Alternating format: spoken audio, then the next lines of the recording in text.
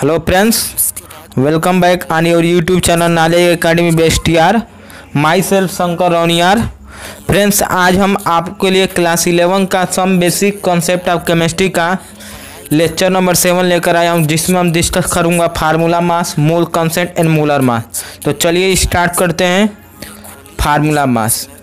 देखो friends, formula mass क्या होता है, जैसे हम लोग मॉलिक्यूलर मास निकालते हैं ना, वैसे ही फार्मूला मास होता है, ठीक है। लेकिन फार्मूला मास से भी हम मॉलिक्यूलर मास की जगह पर क्या करते हैं, यूज करते हैं। तो चलिए समझते हैं फार्मूला मास क्या बोलता है। देखो होता क्या है कि कुछ ऐसे सबस्टेंस होते हैं, जैसे सोडियम क्लोराइड है, उसमें क्या होता है कि डिस्क्रीट मॉलिक्यूल नहीं होते हैं। डिस्क्रीट मॉलिक्यूल का मतलब ये होता है कि गैप नहीं होता है, वो कंटिन्यूअस होते हैं, एक के बाद एक दूसरे के क्या होते हैं, चिपके होते हैं, ठीक है। उसको क्या होते हैं, नॉन डिस्क्रीट मॉलिक्यूल। ध्यान दो फ्रेंड्स, इसमें क्या होता है कि आप जानते हो कि सोडियम क्लोराइड जो है NaCl होता है, तो इसमें Na पर प्लस और Cl पर माइनस होता है, ठीक है। और ये 3 डायमेंशनल स्ट्रक्चर में क्या होता है, अरेंज होता है। जैसे बात करें तो देखो ये आपका 3 डायमेंशनल में ऑरेंज है। जैसे कैसे ऑरेंज है, देख लो ये क्या है कि इसमें देख लो कि अगर ये Na प्लस है तो इसके बाद वाला क्या है, Cl माइनस है। प्रत्येक Na प्लस, ठीक है फ्रेंड्स, 6 Cl माइनस से क्या है, ऑरेंज है। ध्यान देना, जितने भी Na प्लस है वो 6 Cl माइनस के क्या है, ऑरेंज है और 3D बनाता है। यानी कि ये क्या है, डिस्ट्रिक्ट नहीं है। डिस्ट्रिक्ट मतलब ये इनमें गैप नहीं है, ये दूसरे के बाद है, ये कई लेयर में होते हैं। जैसे मान लीजिए कि देखिए बात करें, ये फर्स्ट लेयर हो गया, ऐसे हो गया, ठीक है। तो फर्स्ट लेयर के बाद अगर ये फर्स्ट लेयर है, इनके बीच में थोड़ा भी गैप नहीं है, कोई भी वॉइड नहीं है। वॉइड मतलब इनके बीच में कोई एम्प्टी स्पेस नहीं है। ये Na है, ठीक है, Cl माइनस Na, इसी तरह कंटिन्यूअस क्या है, अटैच है। तो फ्रेंड्स ये बताया थी, इसमें ध्यान दो। अब रही बात कि हम जानते हैं कि फार्मूला मास, ध्यान देना कि the formula mass such as NaCl is use to calculated formula mass, ठीक है। अब चूंकि NaCl क्या है, फार्मूला है, तो इस फार्मूला का हम फार्मूला मास कैलकुलेट करते हैं मॉलिक्यूलर मास के अलावा, ठीक है। और ध्यान दो, जब ये सॉलिड स्टेट में होता है तो हम खासकर क्या करते हैं, मॉलिक्यूलर मास तो कहते हैं, लेकिन इसको हम फार्मूला मास के नाम से भी जानते हैं। किसमें, सॉलिड विस्ट में, क्योंकि ये क्रिस्टलाइन सॉलिड होता है। क्यों, क्रिस्टलाइन सॉलिड होने का मतलब ये हुआ कि ये फिश ज्योमेट्रिकल शेप में पैटर्न होते हैं, मतलब ये कि ये क्रिस्टलाइन सॉलिड में होते हैं। क्रिस्टलाइन सॉलिड मतलब कि इनकी जो ये क्या होते हैं, मॉलिक्यूल फिश पोजीशन में होते हैं, ठीक है। और ठीक है, और ये सिंगल एंटिटीज में नहीं पाए जाते हैं।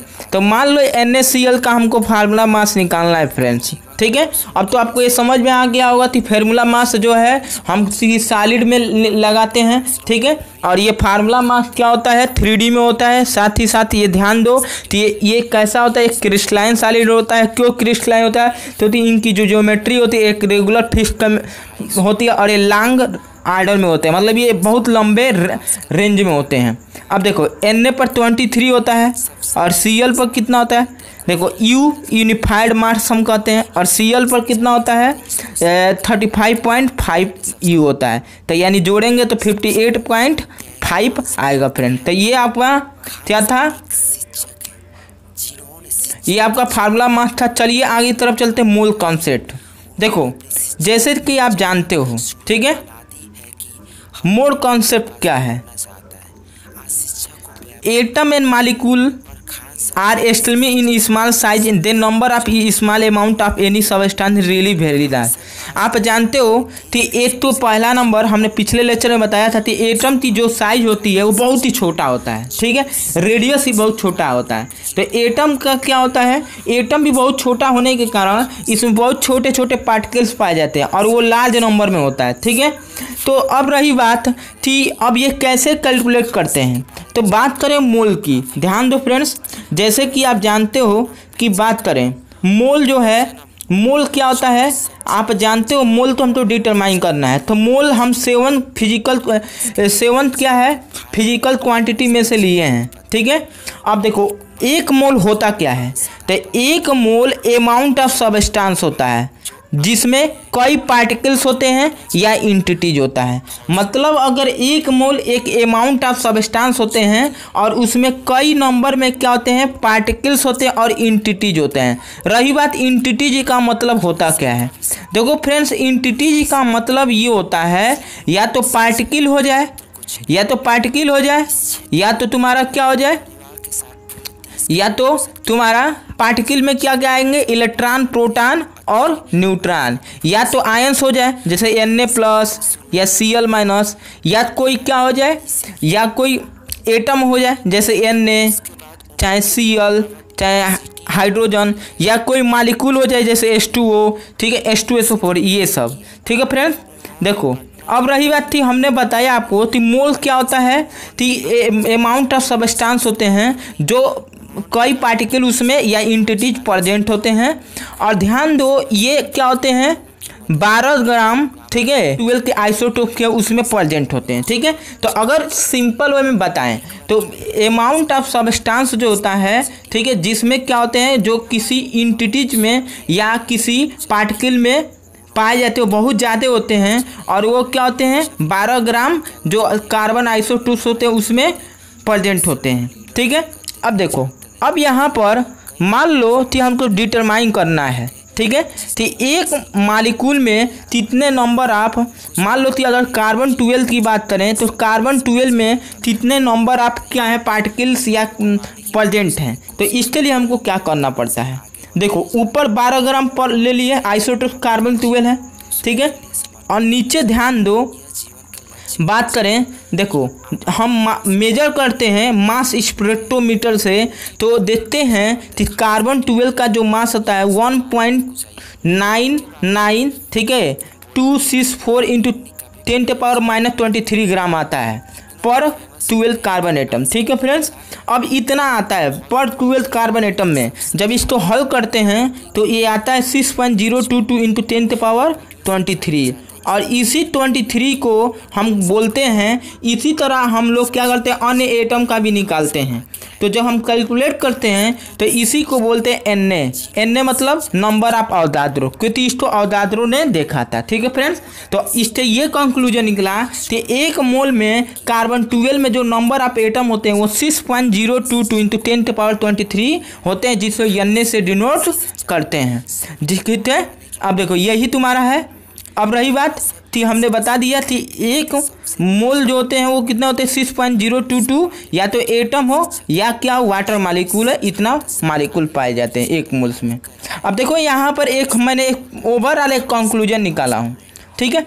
अब देखो इससे पहले कि हम मोलर मास, अब मोलर मास की तरफ बढ़े तो मोलर मास क्या होता है, तो एक मोल में, ठीक है, अगर बात करें एक मोल में जितना नंबर ऑफ क्या होता है मास ऑफ इंटिटीज होता है, जितना ग्राम मास ऑफ इंटिटीज होता है या ग्राम मास ऑफ सब्सटेंस होता है। इंटिटीज मतलब अभी बताया एटम, पार्टिकल्स, या तुम्हारा क्या हो सकते हैं आयंस हो सकते हैं या मालिक्यूल्स होते हैं। तो एक ग्राम में क्या होते हैं एक मोल में जितना number of gram mass of substance होता है उसी को बोलते हैं। यानी कि ध्यान दो जैसे मान लो कि NaCl है तो ये मालिक्यूल है, तो ये कितना आएगा 23 प्लस इसका 35.5, तो ऐड करेंगे तो 58.5 आएगा। तो ये ग्राम पर मोल में लिए, तो ये क्या हुआ मोलर मास, इसको कैपिटल M से डिनोट करते हैं। जैसे मान लो वाटर का निकाला तो वाटर का मोलर मास निकालना है 80.02 आएगा, 80.02 आएगा, तो ये क्या होगा पर मोल में लेंगे तो ये मोलर मास होगा, ठीक है फ्रेंड्स। अब ओवरऑल हमने एक कंक्लूजन निकाला हूँ, तो एक मोल जो इंटिटीज होता है वो ध्यान देना, एक मोल इंटिटीज बराबर ध्यान देना कितने के बराबर होता है, ग्राम मास ऑफ इंटिटीज होता है। ग्राम मास जो हम लोग एटॉमिक मास का यूज करते हैं, हमने बताया है ना पिछले लेक्चर में हमने बताया, आप जाकर देख लीजिए। या Na देखो एक मोल में अन्य जो होता है 6.022 इंटू 10⁻23 नंबर ऑफ एंटिटी जो होता है, या 22.4 लीटर ऑफ एंटिटी जो होता है, कितने 1 मोल में या ग्राम मास ऑफ एंटिटीज में या इतने में। ठीक है फ्रेंड्स। अब रही बात जो 22.4 लीटर होता है वह एक कंडीशन पर होता है, उस कंडीशन का नाम क्या है, एसटीपी या एनटीपी पर। एसटीपी का फुल फॉर्म होता है स्टैंडर्ड टेम्परेचर प्रेशर और एनटीपी का फुल फॉर्म होता है नॉर्मल टेम्परेचर प्रेशर। देखो स्टैंडर्ड टेम्परेचर पर में जो टेम्परेचर होता है 298 केल्विन या 25 डिग्री सेल्सियस, और प्रेशर 1 atm या 1 बार या 10⁵ पास्कल। नॉर्मल पर ले 0 डिग्री सेल्सियस या